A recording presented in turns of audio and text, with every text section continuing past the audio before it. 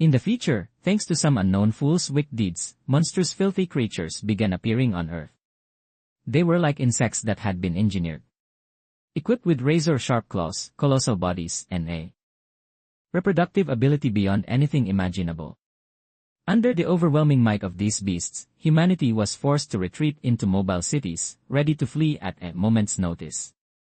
Right now, one of these insects was attacking the city just as a group of people needed to travel elsewhere for their studies and training.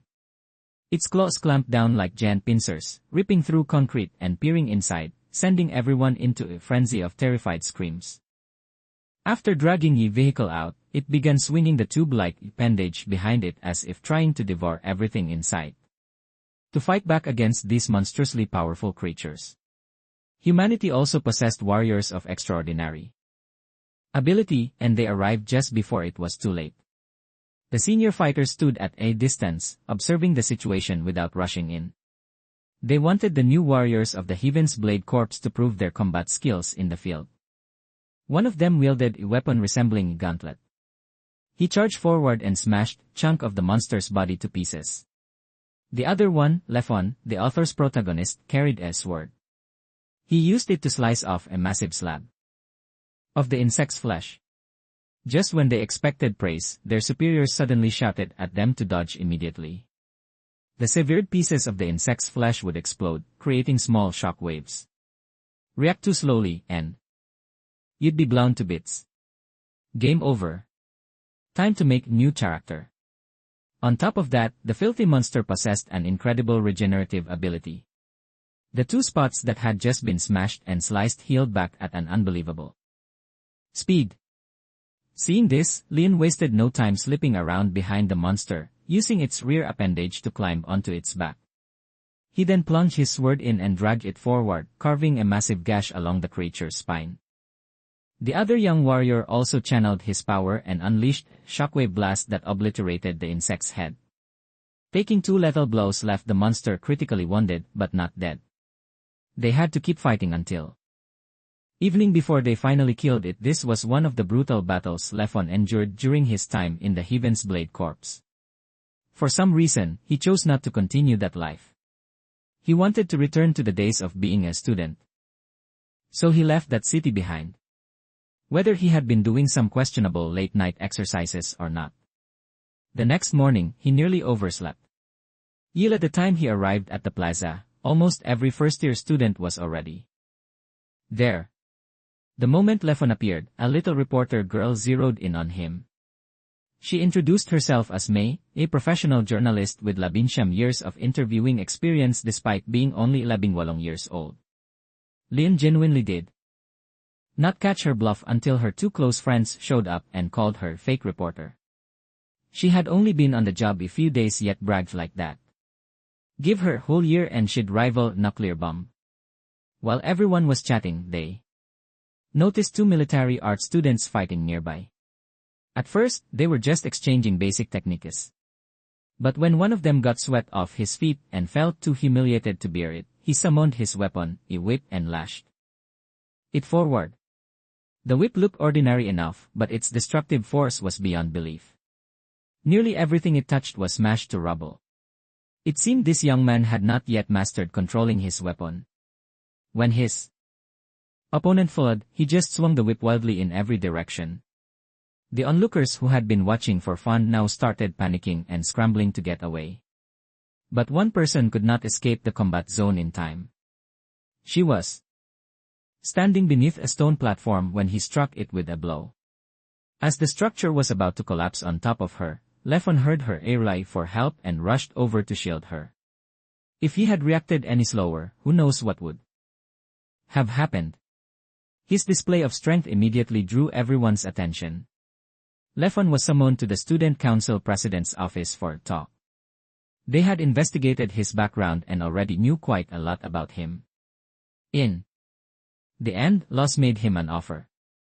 He would be transferred to the military arts department. Staying in the general studies department was a waste of his talent. Leon refused, but it was no use. The city of Zhu was struggling because its weak military art students only secured mining rights to a small deposit. If he wanted to keep studying here, the city had to survive first. After saying his piece, Law sent a group of shameless girls to strip Leon and dress him in a military arts uniform. Right at that moment, a girl named Nena, the captain of Platoon 17, arrived looking to recruit someone.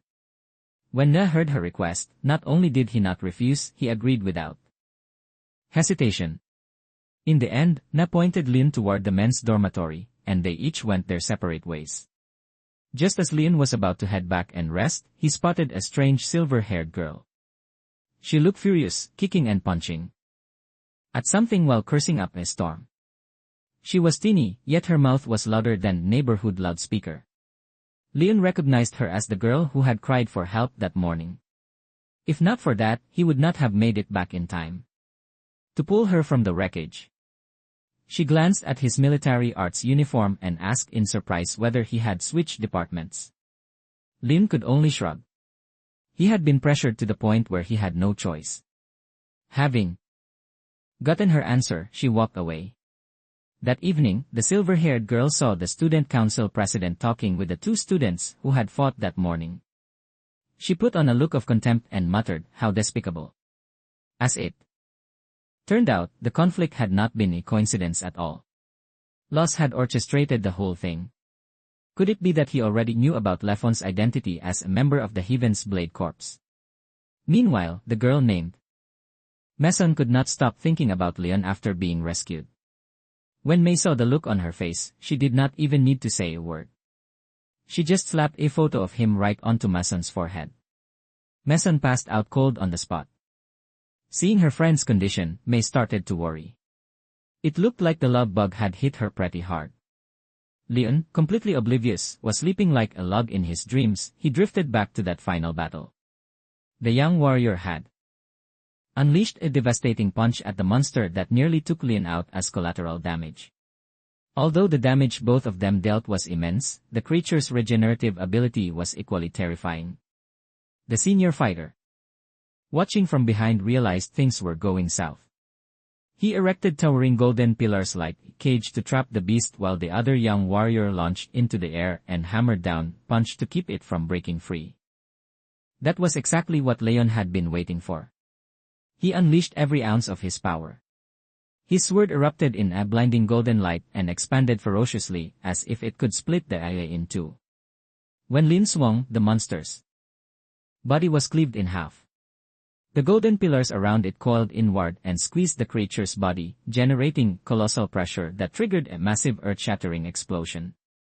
Lin followed the trail of shredded flesh and drove his blade into the core deep within the beast, ending its life for good so it could never terrorize anyone again. Though they won that battle, the sheer brutality of it jolted Leon awake as if from a nightmare. The next morning, Nino was growing incredibly impatient, waiting for Leon, wondering over and over why he still had not shown up. Jared thought Leon's absence was perfectly normal since he had been forced into it, not volunteered. Parley shot him a bullet-sharp glare as if to say nobody asked him, so he should shut his mouth. Nina had her reasons for insisting on recruiting Leon into Platoon 17. During the previous inter-city competition, the team had worked hard to follow their pre-planned strategy. Nena performed her role well, too. Just as she was about to seize the enemy's flag, a teammate pulled her back because there was a trap. If he had not gotten there in time, the bomb would have gone off right in her face, and there would have been nothing left to save. But at the same time, the opposing team captured their flag. Na was furious. Even knowing she had been saved, she still confronted her teammate about why he had stopped her. The stakes were real. In intercity competitions, the losing team city would receive fewer resources, making life harder for all its residents. A few days earlier, one member of Platoon 17 had voluntarily left. If they did not recruit enough members soon, the platoon would be disbanded. Fortunately, just as Nena was about to give up, Leon showed up. He came to tell her he did not want to join because he needed a part-time job to pay for tuition. Working at a cleaning workshop, Nena did not care. She called him in for a skills test. In practice matches, military art students used standard issue weapons with low damage output, so there was nothing to worry about. Just go all out. Na's weapons were twin rods. True to the fighting style of such weapons, she attacked in rapid succession, striking at Lin relentlessly. He tried his hardest to hold back his strength, making himself look like clueless amateur, but combat instincts are hard to suppress. In a careless moment, Lefon nearly threw an uppercut straight at Nena's chin. Sensing he was no amateur, Nena stopped holding back. She released her inner energy and a surge of blue power came crashing toward Lefon. To everyone's shock, Lefon took the full hit. He was blown backward and knocked out cold. The injuries were not too severe, but Lefon needed a full day of rest to recover.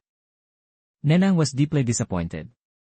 No matter how weak military arts student might be, anyone would know to dodge that attack rather than take it head-on. She began to doubt whether everything Leon had shown before was just luck.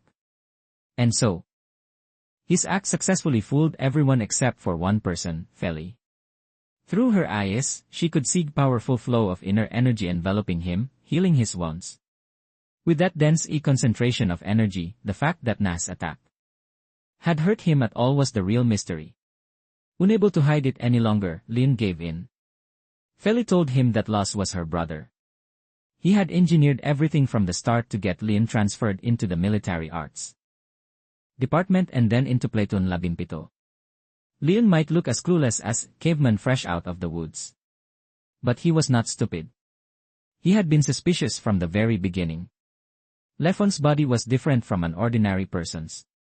His arms were of unequal length, and yet the military arts uniform he received fit him perfectly, which was far too convenient to be coincidence.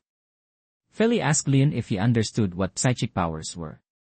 It was the ability to lift and control objects without physically touching them, or to communicate with others across vast distances.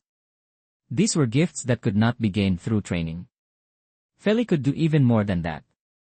Because of her abilities, Loss had forced her into the military arts department to serve the academy city. Feli suggested that Lefon should keep up his act of playing dumb and clueless. Who knows, life might be easier that way down the road. After parting with Fel, Lin headed to his workplace where someone was already there. Since it was his first time, he naturally asked where to start. The person below heard him call out and came up. To his surprise, it was Nena. No wonder she was not worried about his job at the workshop. If anything came up, she could cover for him. Nah looked at Leon in disbelief. How had he recovered so fast?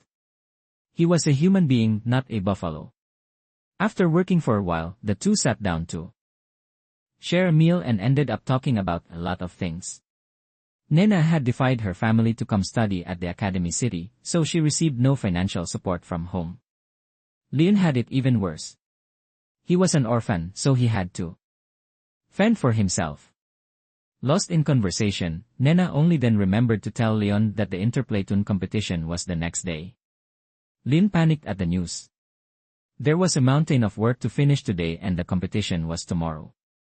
Yet, they had just been sitting there chatting like they were running the city. He had to hand it to Nina. She fired back, saying he had been talking non-stop like a machine himself, and so they bickered while they worked. Next morning, Lefon dragged himself to the competition grounds looking like his soul had left his body. Their opponent was Platoon 16 na. As was customary, Nena went to exchange greetings.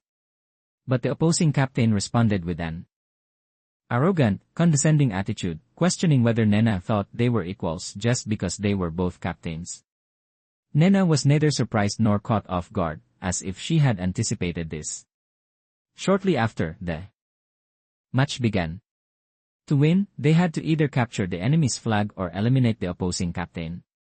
As usual, Nena would act as bait. Charmed would provide cover fire while Lefon went for the flag. Feli handled reconnaissance. Harley was just a mechanic, so he could not directly participate in combat. According to Feli's intel, 3 opponents rushed to surround Nena. She reacted swiftly, knocking one down and destroying their weapon. Lefon also dove into the array, performing like a complete novice. Average stamina, average skills, average technique. Nothing remarkable whatsoever. Charmed, instead of following Na's orders to support Leon, aimed at the people surrounding her, but missed every single shot.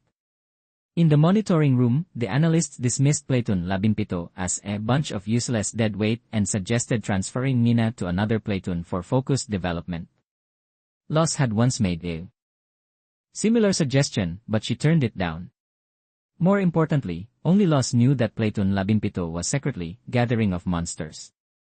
Lion and Fel went without saying, and Charmed was also named to be reckoned with, though he never listened to anyone and just did whatever he pleased. After a while, Lefon was ambushed and knocked off a cliff, his fate unknown. Nena fared even worse, surrounded and pummeled Eli group until she buckled from exhaustion. Before collapsing entirely, she leaped into the air and swung down one last desperate strike, hoping to take someone with her. But she failed. With no strength left to stand, the opposing captain beat her down with a baton, landing every single blow. Watching this, Lefon thought to himself, would it not be better to just accept defeat? He had no idea that Nena would never accept such an outcome. Not until Fel used her psychic powers to relay message to him. After hearing it, Lefon could no longer hold back. He unleashed his inner energy in a violent surge. With a single swing of his sword, he created a gust of wind powerful enough to send two fighters blocking his path flying. The opposing captain took the full force of the whirlwind and was swept into the air. Lin channeled his strength into his legs and leaped up to catch him before he fell. Then he charged straight for the enemy's flag, seizing it to end the match. The crowd erupted in wild cheers. The data analysis team could not believe what they had just witnessed because it was completely off the charts while Harley and Charmed celebrated the victory. Na's expression darkened. She walked away without a word. Feli then slapped the label of traitor on Leon and left just like Nena. Whether this was a good outcome or a bad one was truly hard to say. That one match truly made Lin famous. He went from a nobody to suddenly having girls lining up wanting to take him home. Charmed, being the easygoing guy he was, responded cheerfully, saying if the girls were interested, he would even be happy to send some tadpoles home with them. Tonight, Lefon pretended not to hear any of it and tried to approach Nena to talk, but she completely ignored him. Everyone else went off to shower and change out of their combat gear. Only Lion stayed behind and just splashed some water on his face to wake up. Los came to find him again. Sure enough, he had known from the very beginning that Lefon was a member of the Heaven's Blade Corps. These were the strongest warriors of Glendon City. The feeling of being manipulated Eli, someone who already knew everything about you, was anything but pleasant. Los asked about Lefon working at the machinery workshop. Had he not already given him a partial scholarship? Lin did not want to owe this man a single thing, which was exactly why he took the job. This genuinely surprised Los. According to his research, Lefon was someone who loved money and always tried to earn as much as possible. Leon simply replied with one line. At least, he never exploited others or even his own sister to get what he wanted. After the interplatoon battle, Leon went to work as usual. Nena was there too. Her mood seemed to have settled considerably, so she was comfortable talking to him again. Na understood that he had deliberately lost during the skills test. There was no way someone as strong as him could actually lose to her. Lefon also came clean about his background. He was a resident of Glendon City, one of the cities with the most frequent monster encounters. For him and everyone there, fighting was second nature. Victory was never in question because if they did not win, they died. But after one particular defeat, Lin no longer wanted to live that kind of life. He wanted something different, something peaceful and easy, far from the blood and fire of the battlefield. While they were talking, a sudden rumble echoed through the air. A significant tremor followed. The engines below had stopped running. Under normal circumstances, this could only mean one thing. The electronic spirit Zelny was in trouble. It was the sole power source capable of keeping the mobile city operational. Na's suspicion proved correct. The moment she ran up the stairs, she encountered a group of mysterious figures. And in their hands was the electronic spirit. Before she could charge at them, a stranger appeared. She had never seen him before. He held Ne back, not letting her rush forward in a state of emotion. He had originally planned to resolve the situation quietly. But the instant he spotted Lin chasing after them, he waved his hand. Just like that, the entire group was transported into another dimension. He quickly explained that he was not the one who had targeted the electronic spirit. What mattered now was taking Zui back from these strangers. The young man drew his sword and charged forward. Na was not about to stand around either. She rushed in after him. They fought for a while, and despite being outnumbered, the young man's combat ability was anything but weak. He easily overpowered the masked strangers and pummeled them. Sensing the tide turning against them, the strangers pulled down their masks to reveal nothing but an endless void of darkness within. He shouted a warning to Na not to look, but it was too late. From within their faces, a beam of purple light shot out.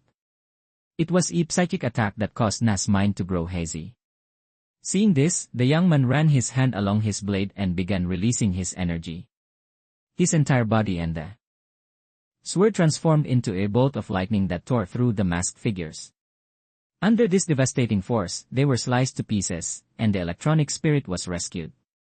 Before leaving, the young man deliberately blurred Na's consciousness so she would not remember him. The battle seemed like it had lasted a long time. But the time Lin arrived, everything was already over. Nina lay on the ground safe and sound, and the electronic spirit had returned in one piece. The reason Nena was so obsessed with becoming stronger and so determined to protect the spirits traced back to her childhood. In Na's hometown, there was a very special tree.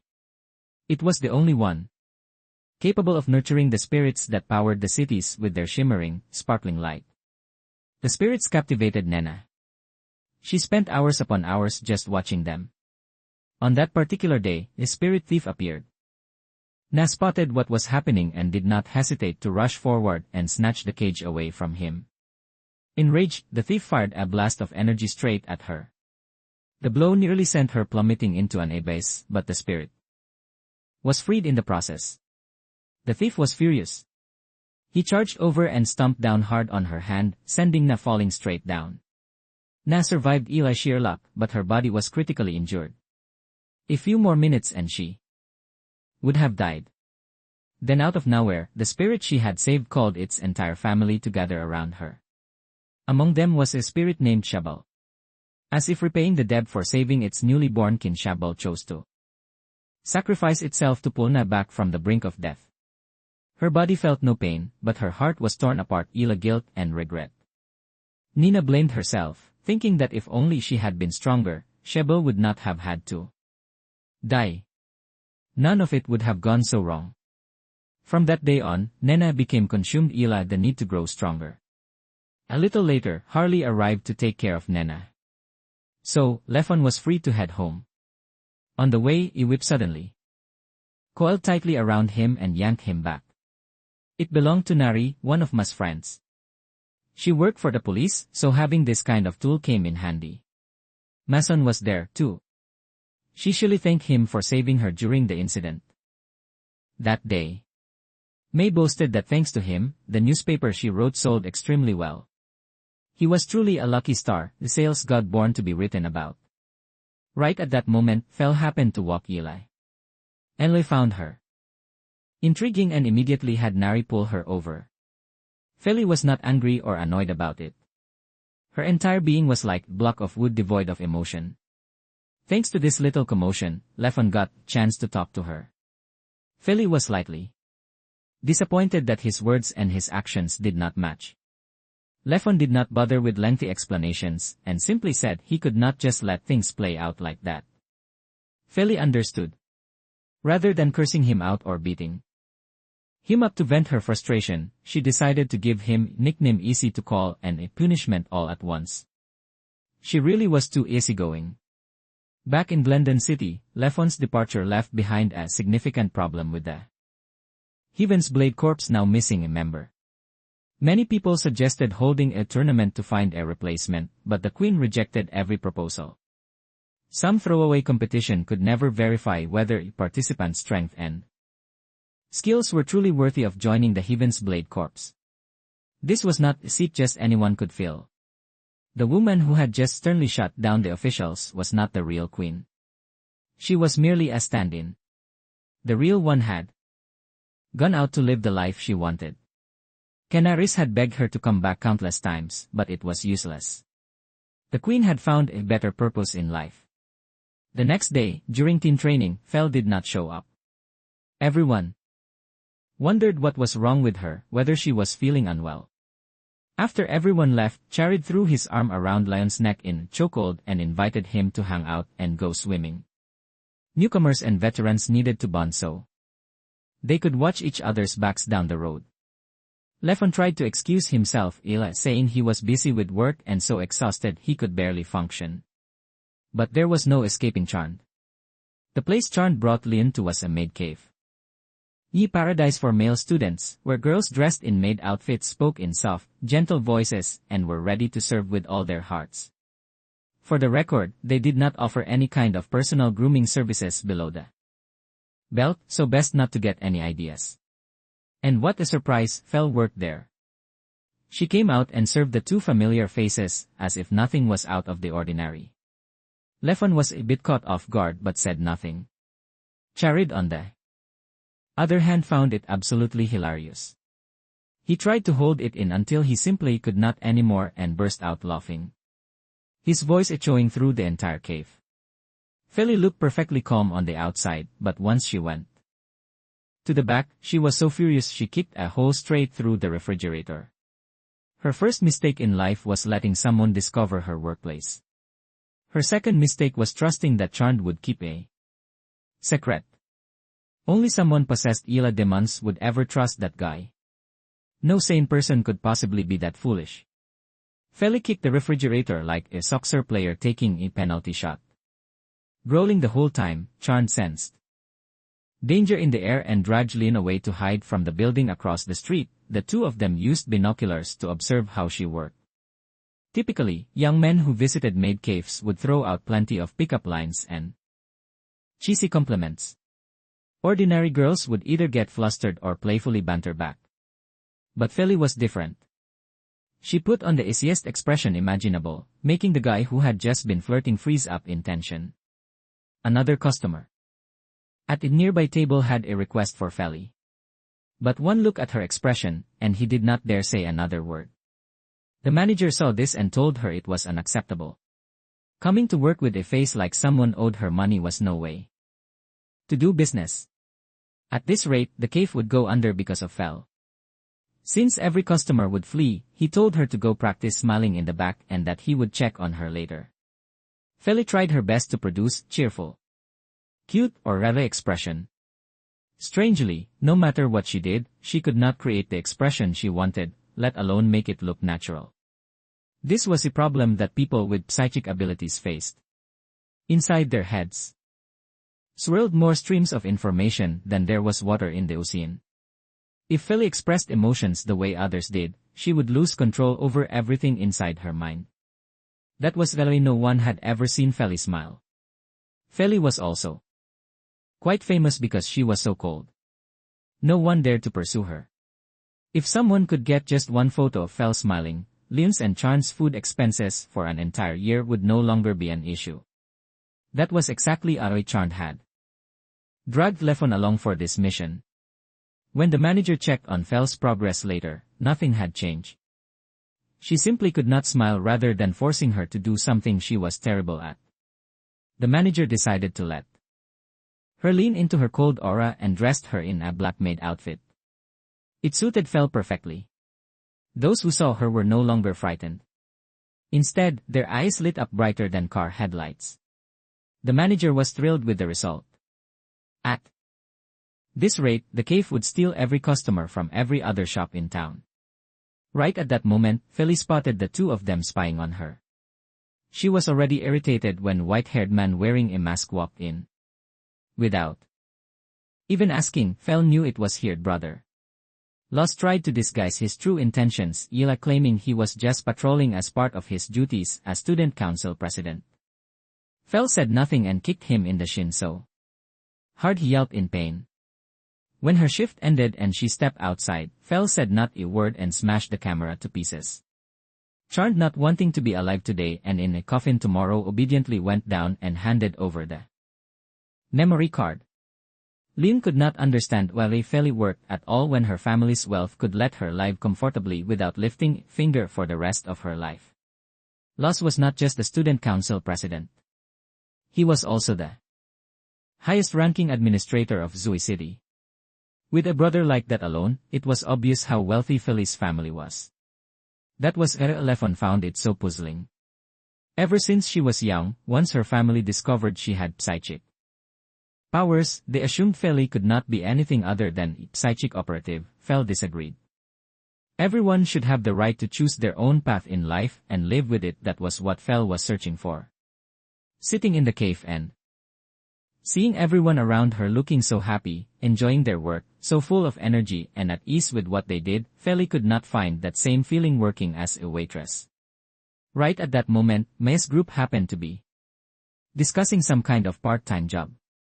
Between Naruki and Mason, neither seemed eager to do it. Feli spoke up right then, saying she would come along and join them for this task.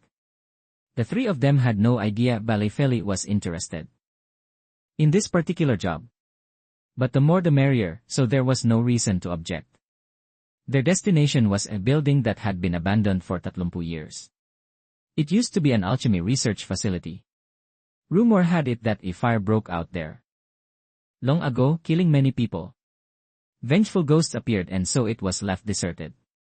May came here to take photos and then put her legendary talent for lying and exaggerating to work, spinning them into ghost stories. Mason thought the trip might take a while and worried everyone would get hungry. So, she brought boxed lunches. While May was inside snapping photos from every possible angle, the others took the food out and ate. Everyone was so absorbed in what they were doing that none of them noticed something lurking in the shadows watching them. Then May let out a blood-curdling scream. The three outside rushed in to check on her. They looked around frantically, but May was nowhere to be found. She had vanished without a trace. From the darkness, massive web-like threads shot out. Of the three, only Mason reacted fast enough to dodge in time. Feli and Nori were pulled into the darkness. Feli barely made it outside when the monster stopped hiding and appeared, blocking her path. It looked more like a scorpion than a spider. Though it had fewer limbs than a scorpion instead of a tail, it had something that resembled a tube like a bandage. Luckily for Feli, just as it closed in, someone who had noticed something was wrong in the area came in to investigate. He drew his sword and severed the creature's tail, then grabbed her hand and got her out of there. Vance could not understand why Fel had gone in there. This area used to house a research project aimed at creating guardian monsters to fight the filthy beasts. After repeated failures, the project was suspended indefinitely. Given the situation, Feli had no choice but to use her powers to locate her three friends and then call for backup. May's group was still alive in the basement below. When Vance heard this, he immediately rushed down to rescue them. The monster was already waiting. Vance knew how to channel his inner energy into his sword for combat, but his effectiveness was nowhere near professionals like Lefon. No matter how many times he swung, he could not land a lethal blow on the creature. Instead, it rammed him with a powerful charge. With Leon's group still nowhere in sight, Fel lured the monster to chase her up the stairs, then twisted her petal-shaped energy constructs and drove them upward. The debris struck critical structural points, breaking the supports apart. A massive chunk of rock came crashing down on top of the monster. Only then did Vance get the opening he needed to finish it off. Afterward, May's group was told that they had passed out due to chemical fumes leaking from the facility. The truth about the surviving research monster from the old project was completely covered up. When Na saw that Fel was safe, she was overjoyed and rushed over to embrace her. Los was also deeply worried. Being an older brother was no joke. Feli may have been cold, but she was still not mature enough to handle everything on her own. Los was busy with too many responsibilities. Placing his sister in the military arts department was the only way he could keep an eye on her and ensure her safety. Vance remarked that Loss was being a bit overprotective. After everything settled down, Leon asked Fel whether she had found her path yet. Of course, she had not.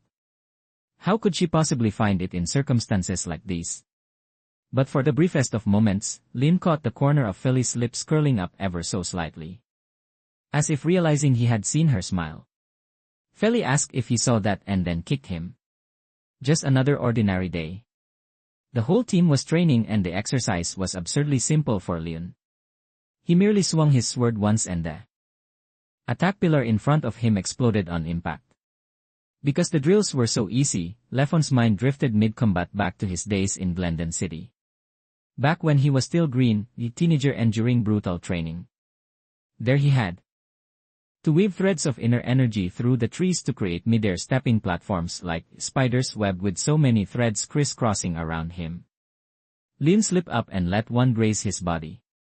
Just like that, he fell wounded on his hand. It was like a spider killed Eli its own silk. From that day on, Leon received no small amount of ridicule. Nena also noticed his distraction and reminded him to stay focused. Afterward came the announcement that tomorrow was day off. Tonight, everyone was free to burn off some private energy without worrying about being too wiped out to get up early, but they should not overdo it either because tomorrow there was a match between Platoon Tatlo and Platoon Labing Isa. Watching skilled teams compete would also help sharpen their own abilities. Everyone agreed and arranged to meet the next morning at the arena entrance. Leon declined because he already had plans. After everyone left, Nena privately told Leon that she needed him to focus for the platoon to grow and advance further. She truly needed his full commitment. That single remark weighed heavily on Leon's mind the entire walk home. Felly saw the look on his face and came over to remind him that if he kept overthinking things for other people's sake, he was no different from a fool. Leon was about to retort that she was exactly the same way. But then he saw Fel winding up to kick him, so he dropped it. The two of them walked back to the dormitory together. In a narrow alley, they would pass through. Mason stood clutching a lunchbox, waiting. She wanted to hand it to Leon as he walked Eli. This was not the first time. She had done it many times before, always leaving food outside his door. This time, she planned to deliver it personally to build their connection. What she did not expect was to see Leon walking alongside Felly. She hesitated and could not bring herself to step out. May, rather than offering encouragement, teased her instead. Those two were so close, and it made sense since they were on the same platoon. It would be hard for Mason to compete. When she saw Mason on the verge of tears, May finally offered some comfort.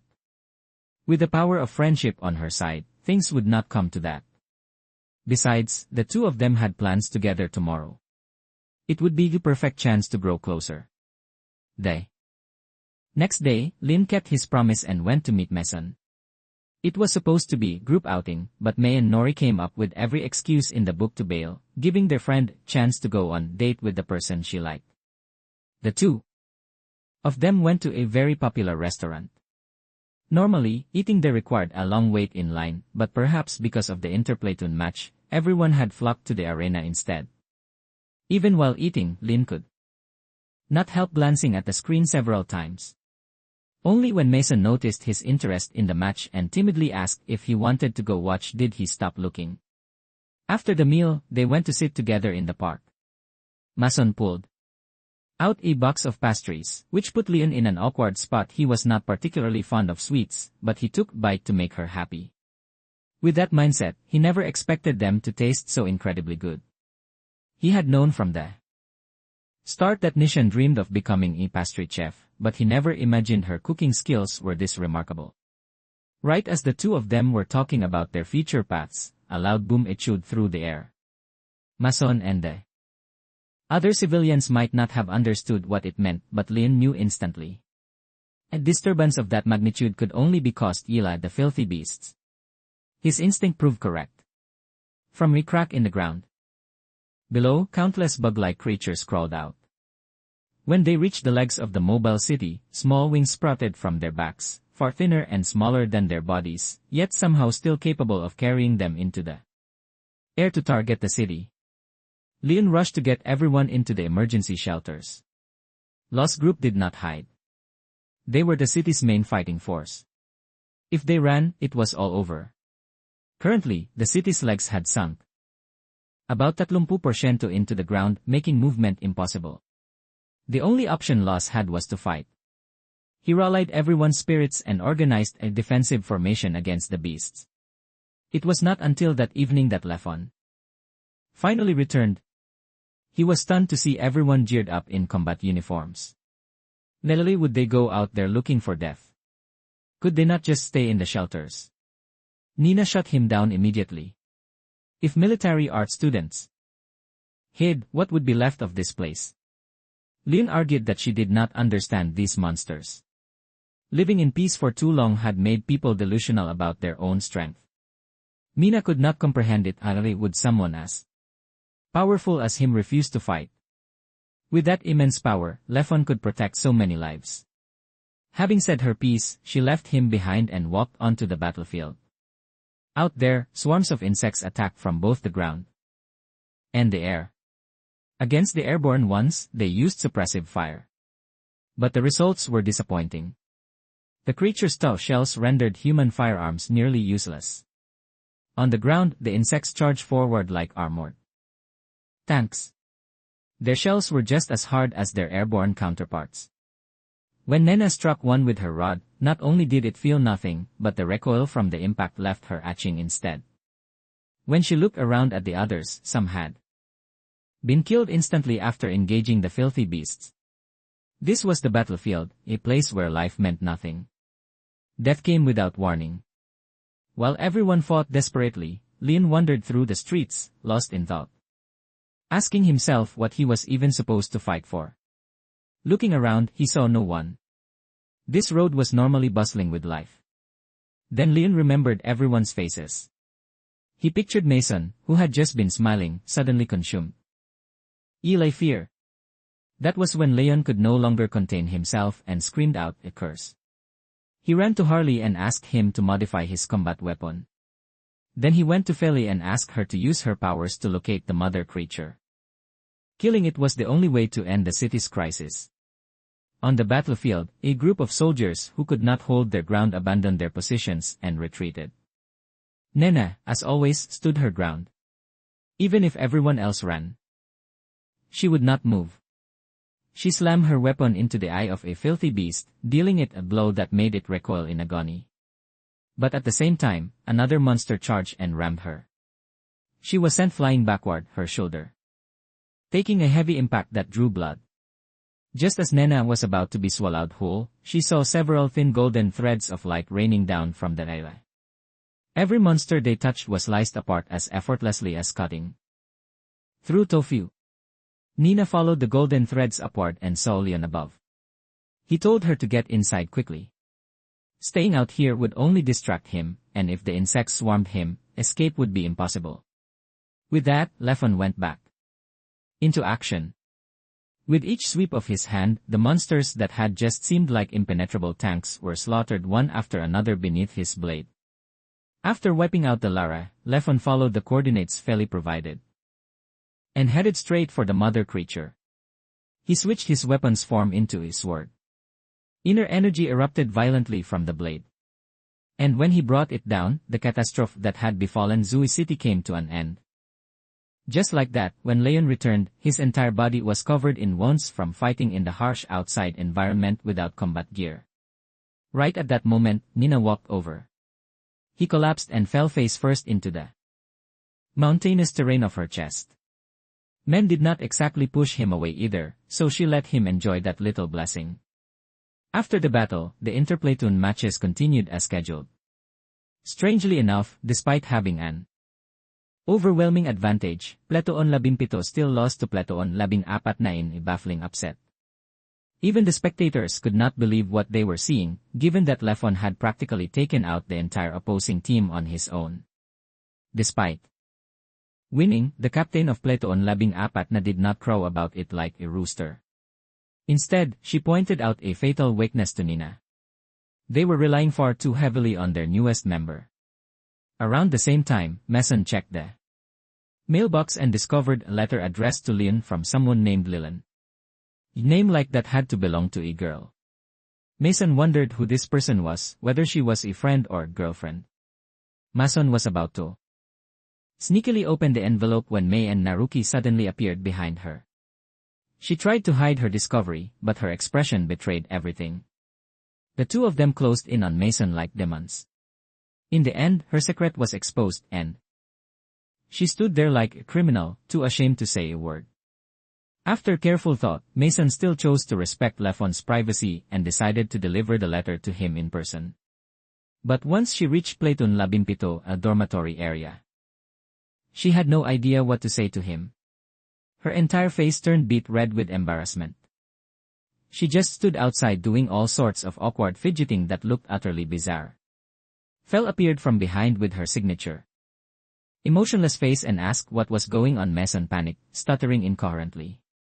First she said she had something, then she said she did not, and finally she blurted out, "Goodbye," before bolting away like Peeping Tom, who had been caught. Feli noticed a letter on the ground from Glendon City addressed to Leon. She tucked it away and went inside where everyone was training. Harley was measuring Leon's energy output for some project while Charnid was testing a new weapon. Instead of sniping, he wanted to switch to a martial arts gun, which would make him more versatile and flexible in battle. Feli walked in and saw Leon approaching her. She stuffed the letter deeper into her clothes as if trying to keep him from finding out. Everyone found it odd that Nina, the training fanatic, was late today. When she finally arrived, she suddenly announced that today's session was over. Everyone could train freely or take the rest of the day off, and then she left. Something about Nena seemed off today. She was not her usual self, but nobody could figure out what was wrong. On the walk home, Lefon sighed, startling Fel. She thought her secret had been discovered, but it turned out he was just puzzling over what was going on with Na. Fel then told Lefon to come to her house. Los apparently had something to discuss. When they arrived, Fel left him in the living room and went into the kitchen to cook. Judging Yilai how clumsy she looked, the odds were even between producing an actual meal and producing a health hazard. Leon, fearing for his own well-being, went in to handle things himself. When Fel saw him so comfortable in the kitchen, she assumed he must cook for girls all the time and wound up to kick him. Fortunately, her legs were too short to reach. After they finished eating, Los got to the point. On the Mobile City's current path, roughly 500 kilometro ahead, a monster was lying in wait. Los wanted Leon to deal with it. Feli accused her brother of exploiting Leon. He admitted it, but insisted the situation left no choice. Zui City had always been peaceful. No one understood why it had been encountering monsters so frequently lately. Everyone needed Leon's strength to survive. When Leon returned home, Nori was waiting for him. She wanted to talk about the letter, but never mind that. Mason had no idea where she had lost it. All three of them had spent the entire evening searching with no luck. The real reason Nari came was to relay a message from the police department. They wanted him to serve as a temporary officer. With his skills, many of their difficult cases could be resolved. Leon was genuinely swamped between training and working at the machinery workshop. He had virtually no free time left, but he could not bring himself to refuse because he knew it might affect Mason's situation. The next morning, training went on as usual. Leon dominated the scoring as always. Feli suddenly left practice earlier than normal. She had deliberately placed the letter she found on top of Lefon's bag, but he did not notice. When he picked up the bag, it accidentally fell to the ground. The person who picked it up was Nena. After leaving the training room, Naruki took Leon to meet the person in charge at the police department. He assured Leon that someone would cover his shifts at the workshop, so there was nothing to worry about. Everyone then quickly transitioned into mission mode. This time they had to apprehend a group that appeared to be pilgrims selling magazines for a living. In reality, they were gathering intelligence on Zilli for some unknown purpose. There was solid evidence of this well beyond the realm of mere suspicion. Just as the mysterious group entered a building, an explosion went off. They were fighting a squad of officers in combat gear. From Leon's perspective, these were no amateurs. He quickly jumped in to neutralize them and prevent unnecessary casualties. Everything went smoothly in the end. The data chips the group had stolen were substantial. Tracking down each owner to return them would cost too much time, money, and effort. So Garin decided to sell them and donate the proceeds to the city. That way it saved resources while still benefiting Zelly. Nuri felt his decision leaned a bit too much toward money and personal glory. It made her think he might be greedy. But Lefon did not see it that way. Garin was a straightforward and blunt person. He was not exactly tactful with words. So whenever money came up, it naturally gave off that impression. With the job done, Lin headed home. He received the letter from Nena. Unlike Mason, who was too rare, or Feli, who tried to hide it, Nena handed it over without second thought. On top of that, Harley suddenly called Lin over. He had just finished crafting a weapon specifically for him. Based on Harley's observations, the weapons Lion had been using did not quite suit his style and were limiting the power he could unleash. Lin took the blade and gave it a few test swings. The blade did not glow with any visible inner energy. Yet, each slash turned the entire room into the eye of a storm. Wind whipped up in violent gusts, and Harley had to grab onto something to anchor himself. Otherwise, his entire body, including every last ounce of him, would have genuinely gone airborne without needing wings. Before they could even celebrate the outstanding test results, Fel appeared with her hair tangled mess like a beggar. That was the aftermath of the wind from Leon's swings. After saying goodbye to Harley, Leon asked Fel why she had come, just to watch a few sword swings. She answered that it was nothing, then immediately kicked him in the shin. Only the heathens knew what life-ruining offense he had committed to deserve that. Feli was quite annoyed that Lefon was always so willing to help others, especially lost. If he kept this up, he would be exploited endlessly. Lefon did not see it that way. He was always happy knowing he was useful to others. He understood that if he did not fight, someone else would fall. He could not let that happen. Feli received his answer, said nothing, and quietly walked away. Leon was also kept busy sparring with other students. His opponent this time was Naruki. She raised her leg high like an axe about to chop down. Lefon caught her leg, then stepped forward with a sweep that sent Nari falling backward. She quickly grabbed his head and pulled him down with her. They both hit the ground with a loud thud that drew everyone's attention. True to the rumors, Lefon's sparring skills were no joke. He had beaten nearly every third-year student without breaking a sweat. But being so focused, he forgot that Naruki was a girl. His hand had landed squarely on her chest and he was gripping it tightly. Noriki was at a loss for words. Her chest was not exactly flat, so how could he not tell? Everyone who heard burst out laughing.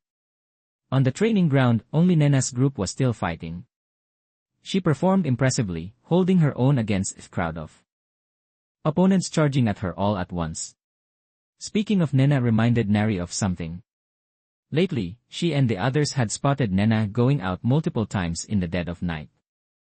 They were curious about what she was doing at that hour and decided to follow her.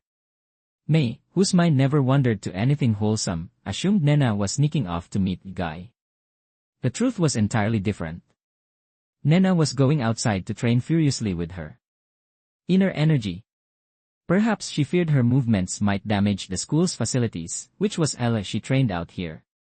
Considering Nena's daily schedule of classes, work, and training was already grueling enough.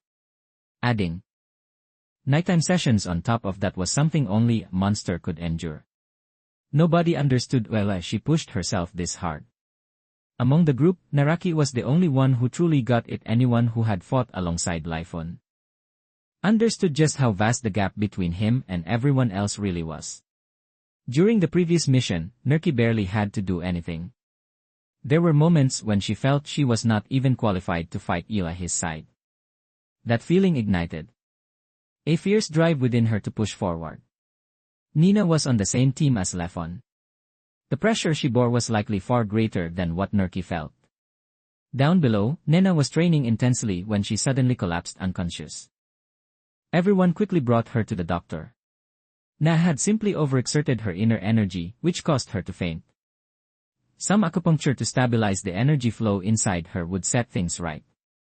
When the doctor left, he did not bother pulling the blanket up, leaving the two peaks on Na's chest fully exposed. Lefon and Harley stared with a guilty sort of delight, practically drooling. Feli saw the scene and passed harsh judgment, calling them a pair of perverted, leers, uneducated degenerates who could not hide their true nature. After the teasing died down, she informed them that Zui City was about to encounter a monster. Los wanted Lin to move out that very night. Before leaving, Lin spoke with Nena.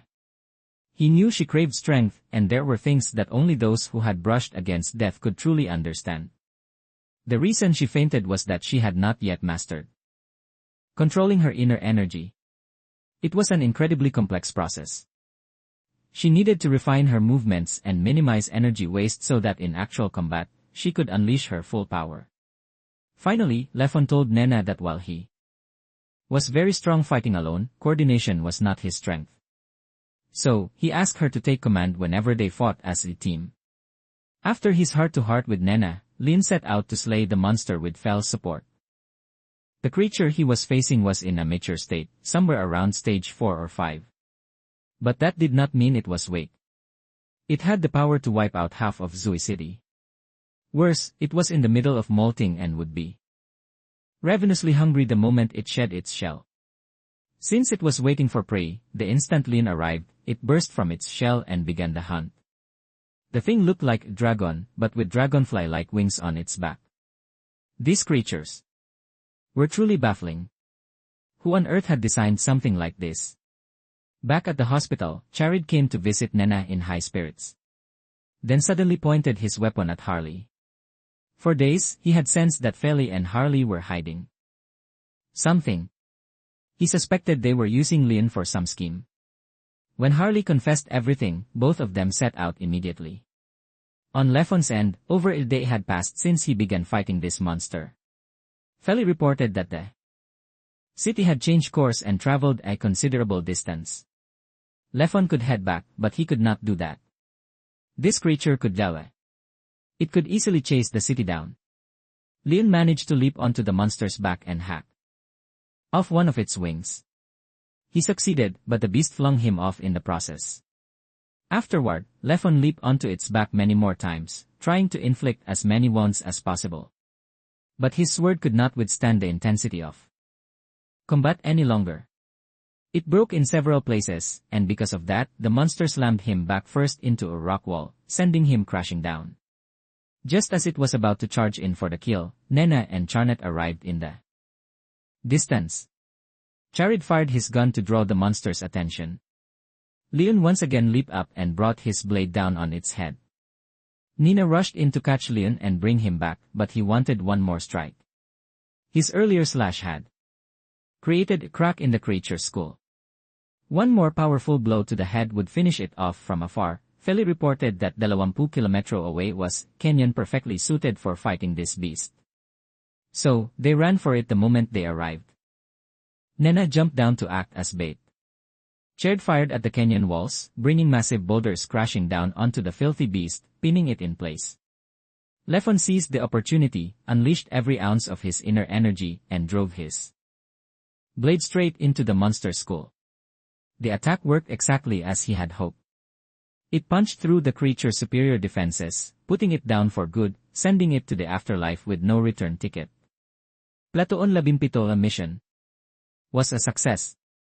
Feli, having pushed herself beyond her limits, collapsed unconscious on the spot after confirming the monster was completely eliminated. Zombie City immediately headed to the location to rescue their warriors.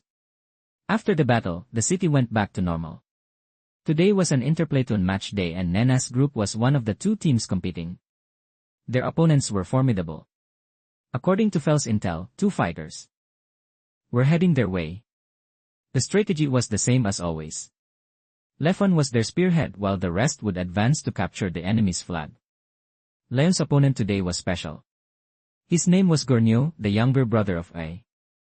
Heaven's Blade Corps member, and he hailed from Glendon City, just like Lefon. The moment they faced each other, Gornyo gathered power in both fists and slammed them into the ground. Following the punch, massive stone pillars erupted from below, shooting straight at Leon. The attack was impressive, but crude and easy to dodge. Leon only needed to lean aside and take a few steps back to avoid it entirely. When Gornyo saw Leon effortlessly shatter the stone pillars, he threw an even stronger punch. Stone columns surged from the earth one after another, all aimed at Leon. This wave was denser and more relentless than the last. Yet Goro still could not so much as graze the hem of Leon's clothes. From behind, a girl barely 3 feet tall came charging in. Shant hurled a fireball straight at Leon. Rather than dodging, he formed a sphere of wind around himself that snuffed out the fireball, then transformed it into a tornado that blew his opponent away. Lefon had held back deliberately, so Shant was not badly hurt. She got back on her feet, grabbed her spear, and rushed at him again. Suddenly, Lefon's entire body dissolved from sight. Then, all around, countless images of him appeared. This was a special technique of phantom replication. Gornyo was not flustered. He pressed his palms together and raised them skyward, sending out a wave of sonic energy to determine which was real and which was an illusion. Just as Shant was about to charge again, a bullet landed precisely in front of her toes, forcing her to stop. The shooter was none other than Charnet. Beside him stood Nena, holding the enemy's flag. The match was over. Platoon 17 had won. Even though it was finished, Lin complimented Gornyo's fist techniques, but Gornyo responded with terrible attitude. Chant was even worse, charging at Leon in a fury, wanting to settle the score. When pulled back, she screamed that she would never forgive Leon. Was all this really necessary over a single match? Everyone thought the same thing until they watched Leon walk away looking dejected. That evening, to celebrate Platoon 17 back-to-back victories, they threw a party at the cave where Feli used to work. May was the most fired up of the night, grabbing the microphone and belting out songs in celebration.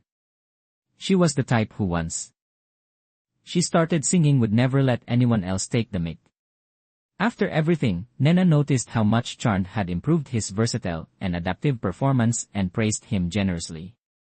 Thanks to his ability to fight at both long and close range, combined with Lefon's power, Platoon 17 could now deploy a wide variety of tactics, making them increasingly unpredictable.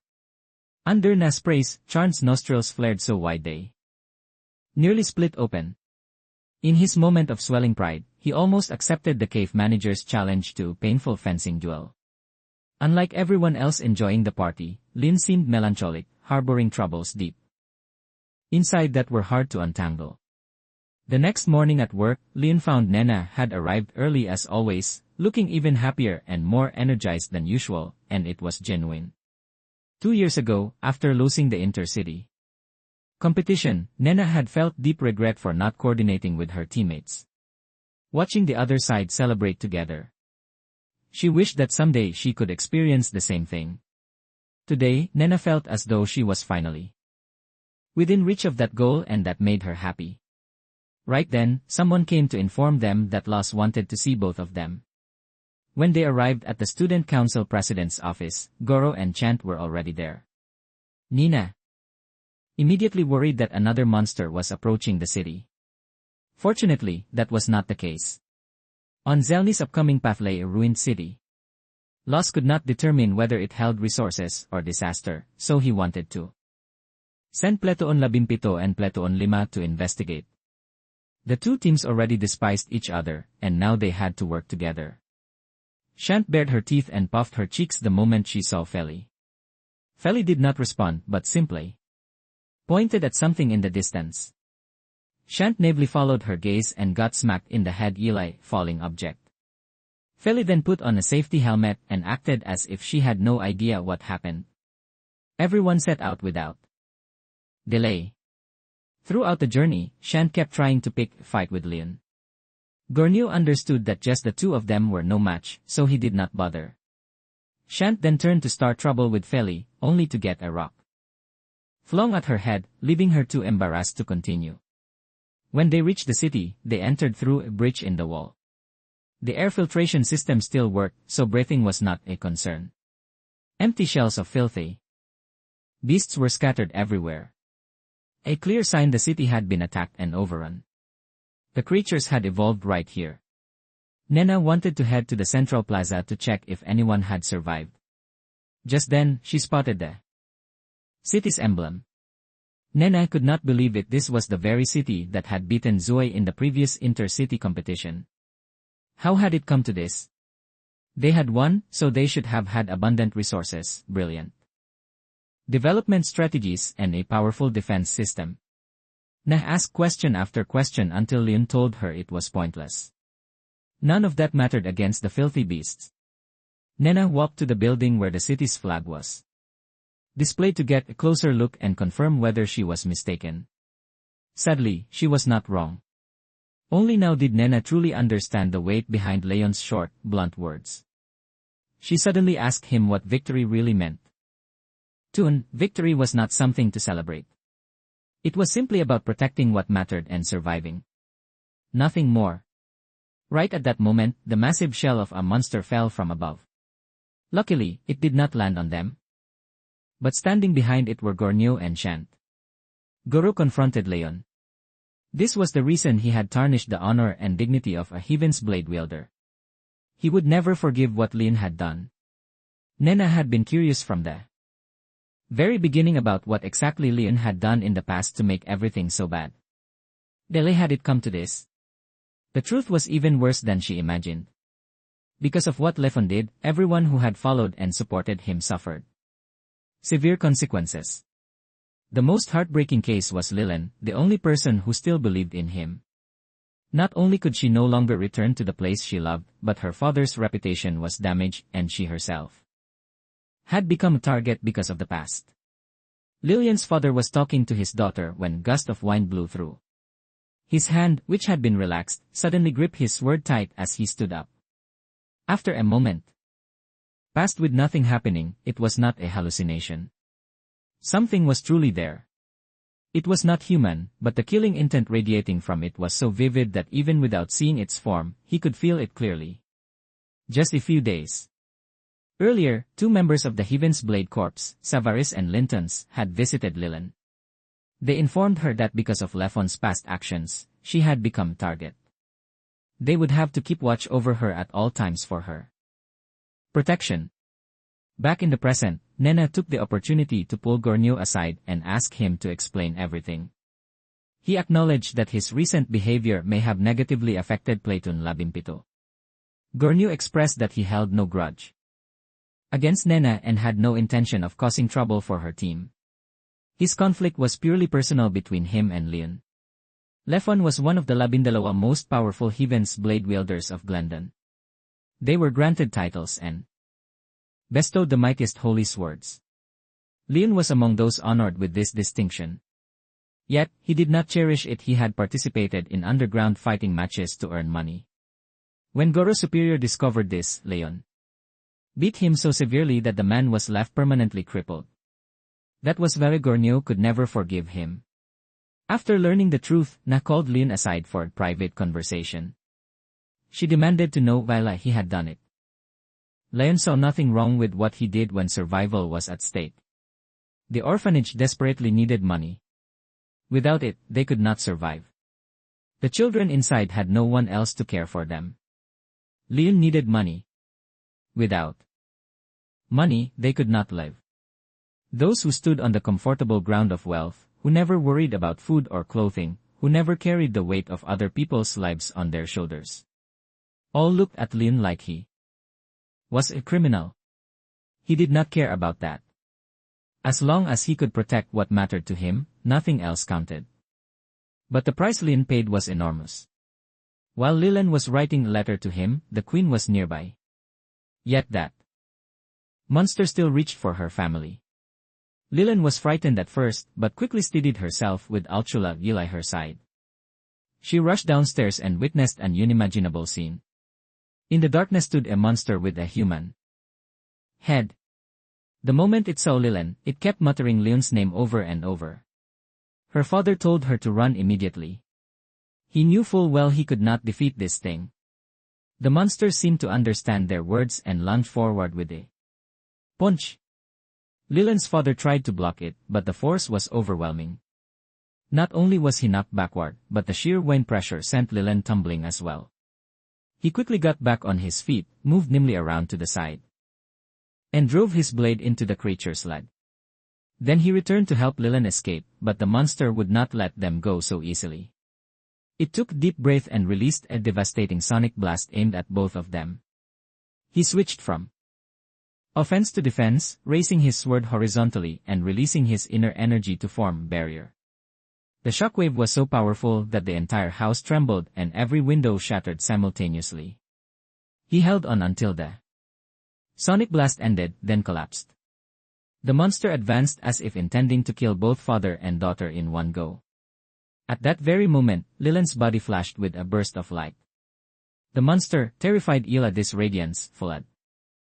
Immediately, behind her stood a creature of breathtaking beauty yet commanding majesty. When it vanished, Lillian fainted. Ulchil rushed out to catch her. She had clearly ordered Saris to protect Lillian. Yet when trouble struck, he was nowhere to be found. Savaris, seeing that Lillian could handle herself, had chased after the monster, refusing to let it escape. Even knowing that in its current state of mind, this thing, neither fully human nor fully beast, could not understand his words, he still informed it that it had already fallen into Linton's web. Best not to move. The creature did not believe him until golden threads lit up all around it. It could not move even a fraction. Its entire body was like a fish caught in a net, yet unable to thrash. The harder it struggled, the more its body would be sliced to pieces. Rather than killing the monster outright, Savaris split into multiple phantom images and began a brutal punishment. While the creature was being tormented to the edge of death, Gorneau jolted awake from his sleep. He happened to spot the mysterious masked figures. He tried to chase them down, but they vanished without a trace. Gorneau was about to go back to sleep when Shant suddenly attacked him. The little girl was raging like she had been stung, and no matter how much he called out, she would not snap out of it. Fortunately, even in her unconscious frenzy, her clumsiness remained intact. Shant jumped up, slammed her own head into the ceiling, and dropped like dead weight. On Lefon's side, he was talking with Feli, or more accurately, serving as her personal kicking target. When Na walked over, she did not blame him for what he had done, nor did she pretend to understand. She simply felt that Leon was not suited to remain on her team. It was a bombshell announcement at the worst possible time. The next morning, they sent their findings back to Zelny and began discussing how to explore the path ahead. Based on Fel's senses, there was very likely a monster up ahead. Gorneau suggested they go in and investigate. Na agreed, but it was an extremely dangerous decision, exploring an area with an unidentified dangerous creature. Lefon did not want to do this at all. It was hard to tell whether Nena was acting on conviction or letting her emotions dictate her judgment. Ila siding with Borneo and overriding the most experienced person in the group. They pressed deeper into the city regardless. Leon with threads of inner energy to lower everyone down. Gorneau and Shant refused his help and descended the raw way. Once down, Shant climbed onto Gorneau's shoulders and looked down at Fel. From that angle, she was taller, so she started acting high and mighty. Feli, immediately irritated, told Lefon to crouch so she could climb on his shoulders. He was reluctant at first due to the awkward implications, but refusing meant getting kicked in the gut repeatedly. Thanks to this arrangement, Fel learned more about Leon. The situation between him and Nina remained unchanged. She still refused to speak to him normally, colder than a stranger. Feli did not despise or judge Leon for what he had done. Essentially, he had participated in underground fights and cut off one of Gaillard's arms. That was all anyone knew. What they did not realize was that there was more to the story.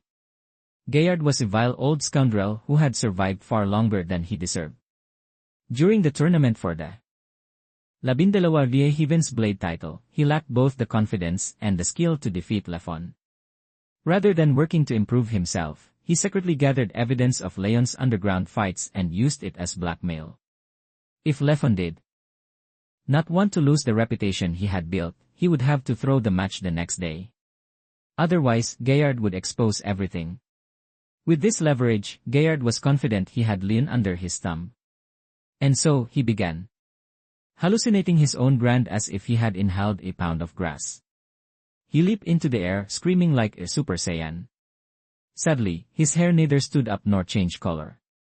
Instead, his arm was severed on the spot. That was when the Queen intervened under the principle that military arts users and those with psychic powers must never become threat to other humans. Lefon was expelled from the Heaven's Blade Corps and forced to wander elsewhere to start a new life. Gornio believed his superior was honorable and hated Leon for it, but the truth proved otherwise. That was exactly why Saris, upon encountering Gaillard in his monstrous form, chose to torment him rather than grant merciful end. His current state was nothing short of what he deserved. Right then, someone called both groups together. They had found a place that resembled cemetery. It was hard to believe. The city had suffered catastrophe with no survivors found. Yet, the dead had been properly buried and laid to rest. At that moment, Fel sent signs of life 200 metro away. Leon wasted no time and sprinted toward it. The others followed. Only Chant and Fel remained behind. Leon, leading the way, encountered a very strange entity, possibly a spirit. The creature's entire body radiated light and exuded an immense pressure. Lefon could feel that moving his body had become significantly harder than normal. The entity asked Leon if he was from here. It had been waiting for a very long time to find a new master, someone who could wield it as a mighty flame to purge the filth from this tainted world. Though the entity showed no hostility, the oppressive force continuously pouring from it made movement incredibly difficult, and Leon found it unbearable. So he began to move, ready to charge in and strike. The entity did not believe Leon could cut it until he left a sword mark on its head. It offered a word of praise, then departed. The space returned to darkness. Nena and the other two arrived just in time and saw Lefon's pale face, which immediately worried them. Before he could explain, Fel's scream echoed through the area. Everyone assumed a monster had attacked her. Only Leon knew for certain it was Shant causing trouble. Gornio understood as well. Shant was hot-tempered and would inevitably use Feli to get back at Leon. He left ahead to stop her before it was too late. Leon urged everyone to get out as quickly as possible. His encounter with that entity made him feel this place was anything but safe. Even reaching the surface might not guarantee their safety. With that, Lefon swung on thread to find Feli. When he reached the selenium reactor, Shant burst out and attacked. She came at him with her spear as if trying to kill him on the spot, completely reckless about the consequences. Leon had warned her multiple times, but she refused to listen.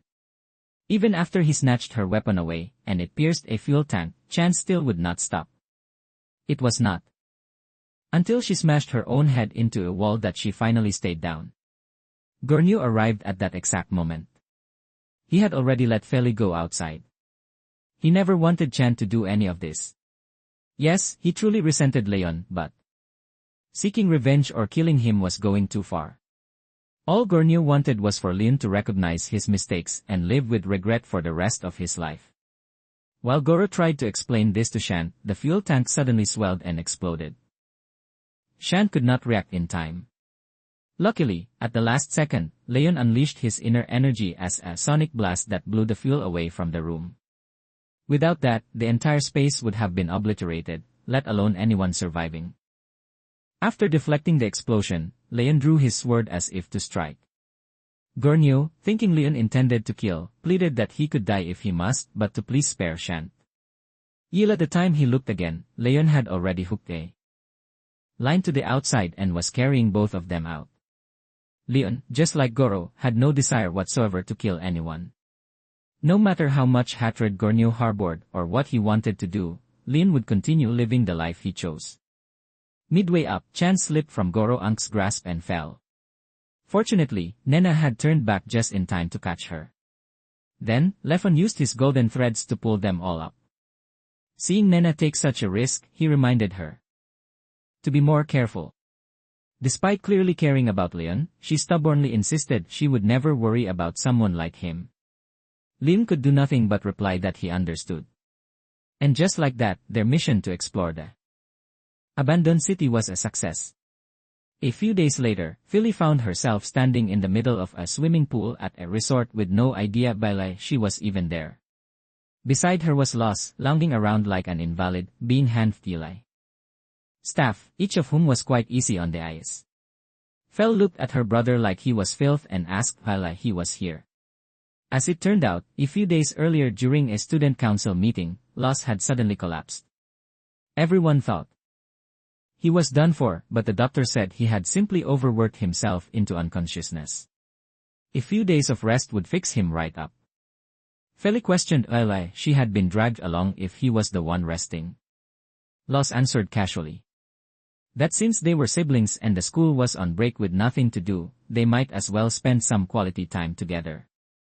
Feli knew her brother was full of it quality time her foot. She kicked him and stood there glaring at the pool with a sore expression. Right then, over at the diving pool, someone leaped off the platform. Her swimming form was flawless. It was none other than Nena. Lefon's group of boys arrived at the same time. Feli was stunned to see all four of them there. Mina calmly explained that once in, while they needed an outing to recharge everyone's spirits and health and to strengthen their bonds as a team. Fel sensed something was off if all four of them were friends, then what was she?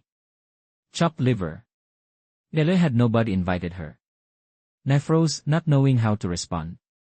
Luckily, Charnid was quick on his feet and said they had heard about the president collapsing, so they assumed she would be busy and did not want to bother her.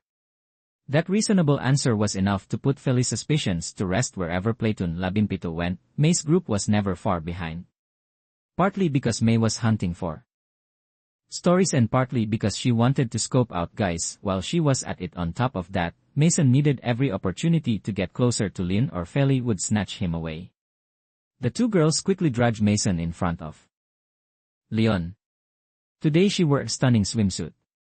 But her shyness and embarrassment prevented her from showing off her alluring figure to its full potential. Yet it was precisely that bashful attitude that made it easy for them to convince Leon she could not swim. He believed it without a second thought and immediately began teaching her. On Na's end, when she learned Fel could not swim, she tried to persuade her to learn. Knowing how to swim was better than not. After all, Nena was struggling to come up with a truly convincing reason when Fel spotted life on teaching Mason. She agreed instantly. At first, everything went fine. Following Nena's instructions, Fel managed to stay afloat. The problem was that at a crucial moment, Mina got distracted watching Leon and Mason and forgot about Feli. One lapse in attention and Feli would have floated away forever before sinking to the bottom. After finishing the swimming lesson, everyone gathered to eat together. Feli was jealous of Mason but would not say it outright. Instead, she simply asked whether Mason could swim yet. When the answer was no, Feli kicked Leon in the shin so hard he could barely stand with his infinite H, but negative infinity, he could not for the life of him figure out why he had just been attacked. After dinner, the boys went off to do their private exercises. While Nena took Fel to the hot springs, hot water was the ultimate relaxation tool. Whenever Nena was tired and had free time, she came here to soak it all away. Feli remarked that no wonder Nena always seemed to overflow with energy.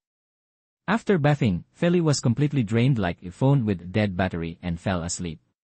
In her drowsy state, she heard the voices of Nena, Charmed, Harley, and her brother coming from the room next door. The next morning, Fel still remembered hearing them. She assumed it was a dream. How could everyone possibly be meeting and talking at that hour? The following morning, when Na offered to continue teaching Fel how to swim, Feli Refused, Nena panicked and nearly blurted out something she should not have. Luckily, Harley covered her mouth just in time. Chaird smoothly suggested switching the instructor to Lefon for a fresh approach. Fel got exactly what she wanted and was thrilled to death inside, though she had to fight with every fiber of her being to keep it from showing. Under Lefon's guidance, Fel studied with complete seriousness and dedication. Unfortunately for Mason, she arrived late and could only stand and watch the person she liked teaching someone else. After a while, when Fel seemed to be swimming well enough, Leon tried to let go, but she reacted fiercely, insisting he could not because she would sink. Leon could not read between the lines at all. Her face was flushed red, and he still did not get it. Only Los, watching from afar, was seething with barely containable fury. Once Fel's swimming lesson was over, Los deliberately had someone lead down to an underground shelter. Yet at the time the door behind him sealed shut, Leon realized the trap too late. Los advised him to abandon any thoughts of escape.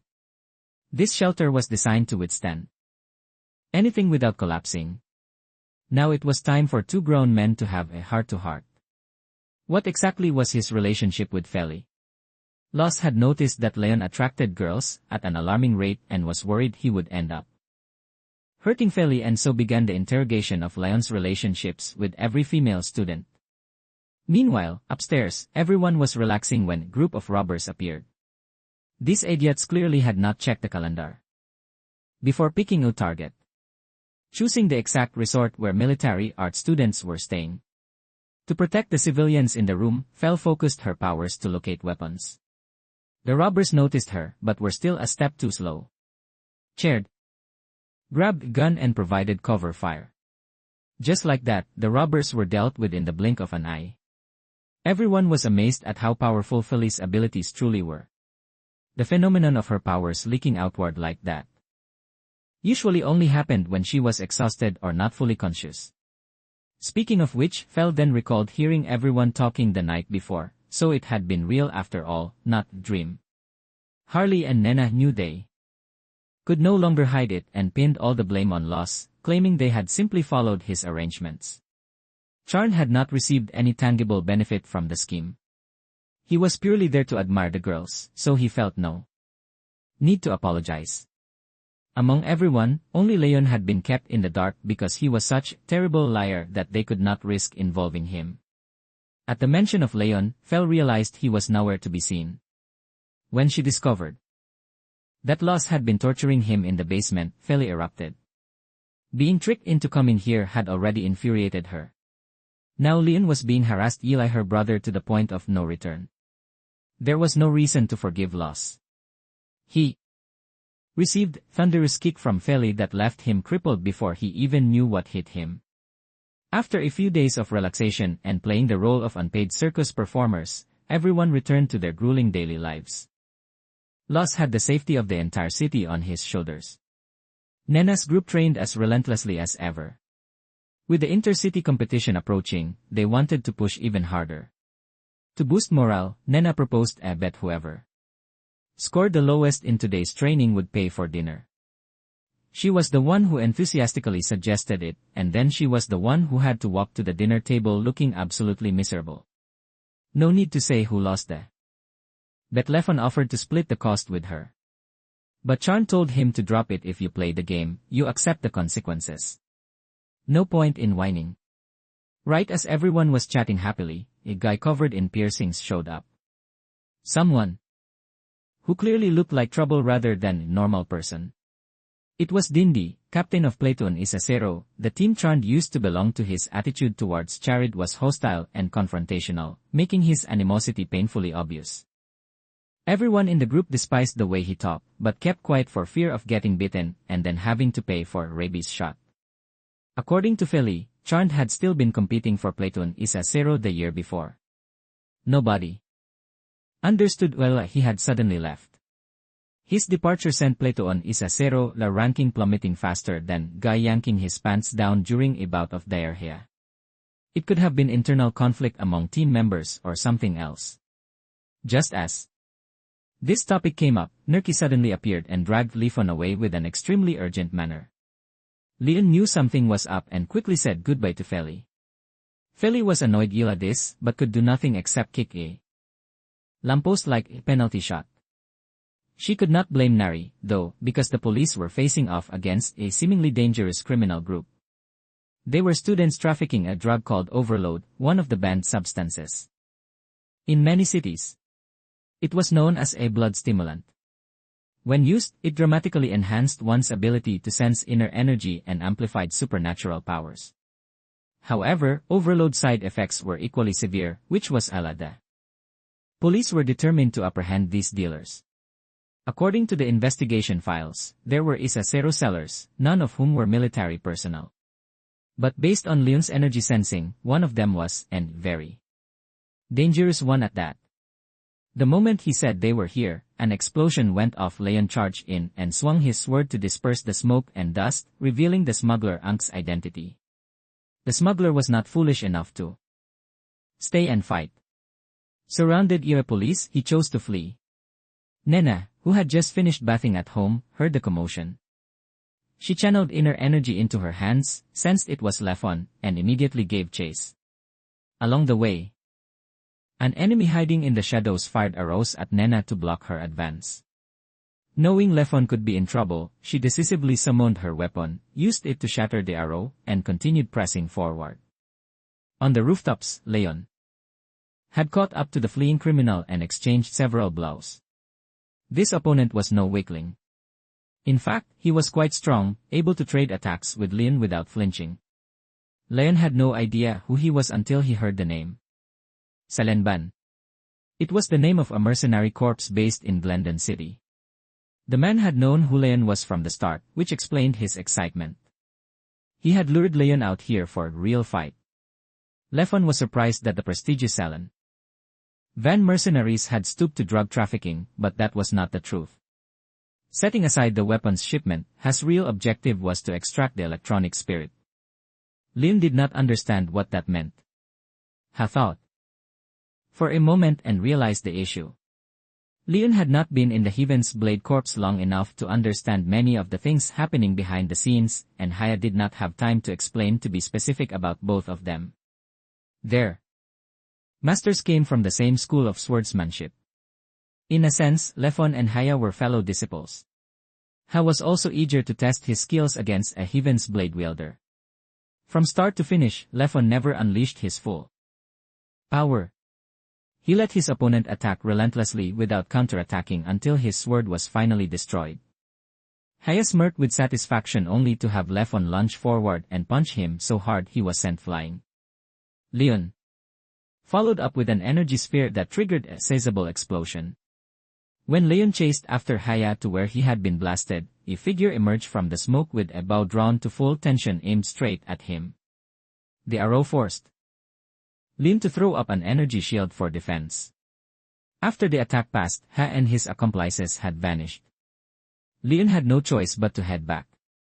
Whether Eli coincidence or design, Ha went straight to Gornyo Ank's home. Whether the two of them were joining forces to make Leon's life miserable remained to be seen. In Glendon City, Lillian and her father were summoned to meet the queen. Lillian had no idea that the queen before her was actually her older sister, Anne. Insatiable flirt beyond compare, who loved to tease and grope her. Alchila maintained her role as the cold, aloof queen perfectly, asking about the health of father and daughter before getting to the point. Where was Lin now and was he doing well? Lillian hesitated at first but eventually revealed that he had gone to an academy city. The queen was quite surprised. Someone as academically hopeless as Lin had actually passed their entrance exam. Lillian then shared many of the things Lillian had experienced based on their letters to each other. It took her a while to finish recounting everything she knew. With hesitation and uncertainty about whether she should even ask, Lillian wanted to know if someday Lefon could return to Glendon City. The queen replied that it was possible. But whether Lillian could actually return depended on many factors. Even the queen could not unilaterally decide such a matter. Still, that was enough to make Lillian happy. As long as there was a chance, there was hope. Back in Zelny City, the next morning, Lefon brought his sword to Harley for repairs. Whatever had destroyed this blade was no ordinary force. Rather than fixing it, Harley decided to build a new one to save time. In the meantime, he wanted Leon to use this katana. Lefon was surprised that Harley had prepared a katana rather than thick-bladed sword.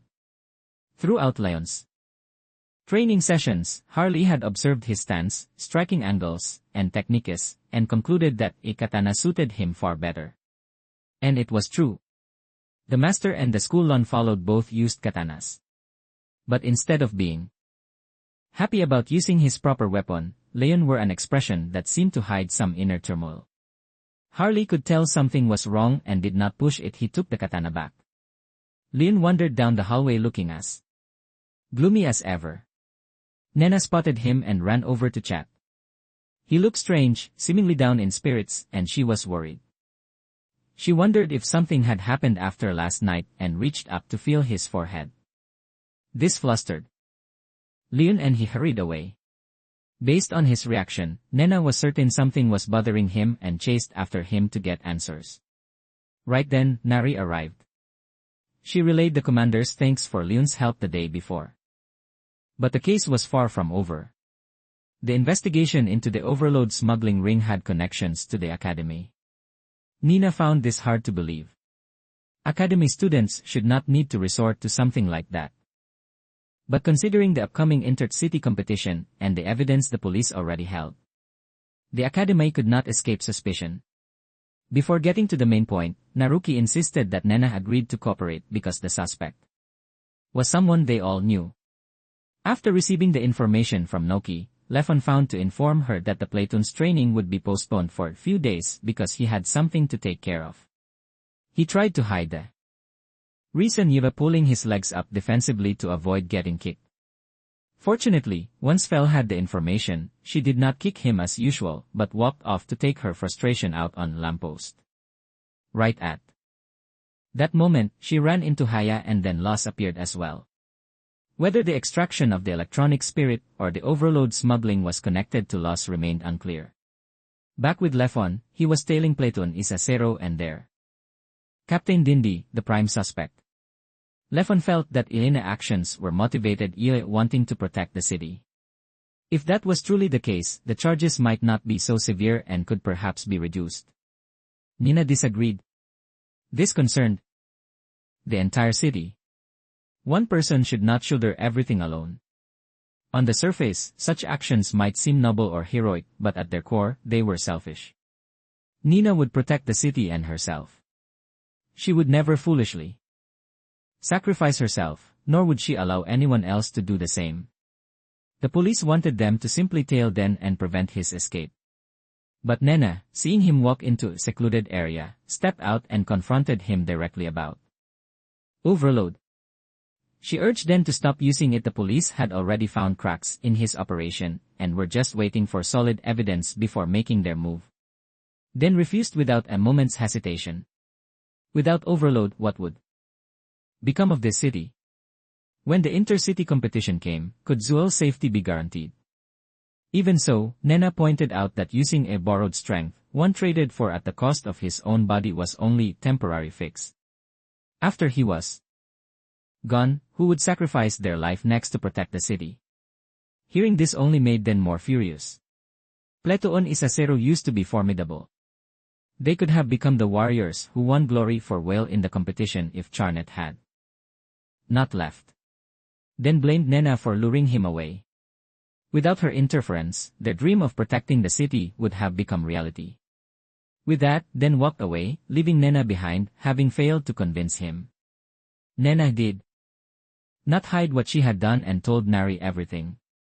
Nari truly could not understand her, trying to talk criminal into stopping. If that actually worked, the police might as well retire and become farmers. But from Na's perspective, she understood why Den had done what he did. At the time, Platoon Isasero had the strength to overpower even the top-ranked teams. They were hailed as warriors of a new generation. Then Charnid suddenly left the team. Mid-season that drove Iliam into a fury and he sought every possible way to get revenge. When Nena heard about it, she went to find Charnid. Her face was bruised and battered when she told him that Platoon Labimpito was about to be formed, and asked if he wanted to join. Nena had never poached Charid from Platoon Isacero, but then never knew that. And now stopping him was no longer possible. Things would get even worse once the police exposed military art students using overload. Vance as head of the military arts department would certainly be dismissed. To prevent this, everyone went to Law's office to ask for his help. Law did have the authority. One word from him and the police would stand down, but in exchange, Platoon Labimpito had to defeat and Platoon Isacero the ability to compete in future matches. Law would then use that as justification to disband them. This was the best possible solution. Could Platoon Labimpito or more, specifically Leon, pull it off? Right at that moment, Ha walked in from outside. He declared with absolute confidence that Leon could do it and then some. Law was curious how Haya could be so certain. The sword school that both Leon and Ha practiced had devastating offensive power. If one channeled inner energy through the body, restoring Ali's or neutralizing an opponent's strength was simple matter. On top of that, Lefon was Heaven's blade wielder. He had sliced off Gayard's arm as easily as cutting a banana, which was the clearest proof. But to do this, Lefon would need to use ikatana. Leon ignored everything Ha said. The moment he saw him, he wanted to fight. Luckily, Los and Dina spoke up in time. The priority right now was stopping Den, not shoving a sword up his backside. And so the match the following day officially commenced under cloud of worry.